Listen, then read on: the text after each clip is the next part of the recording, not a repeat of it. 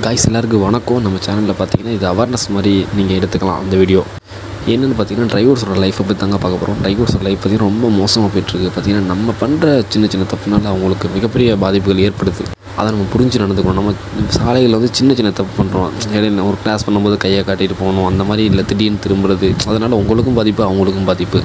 அதனால் என்ன பண்ணுறீங்கன்னா நீங்கள் தான் புரிஞ்சு நடந்துக்கணும். டிரைவர்ஸ் இப்போ பார்த்தீங்கன்னா இப்போ இருக்கிற காலகட்டத்தில் பார்த்தீங்கன்னா டிரைவர் வண்டி இல்லைன்னா எதுவுமே நமக்கு வராது. காய்கறிலேருந்து அத்தியாவசிய பொருள் எதுவாக இருந்தாலுமே டிரைவர் இல்லைன்னா எப்படி இயங்கும் நீங்களே சொல்லுங்கள். ஒரு வாகனம் இயங்கப்படவில்லைன்னா உங்களுக்கு எதுவுமே கிடைக்காதுங்க. அதை முதல்ல புரிஞ்சு நடந்துங்க. நீங்கள் வந்து டிரைவர்ஸ்க்கு வந்து ரெஸ்பெக்ட் கொடுங்க முதல்ல.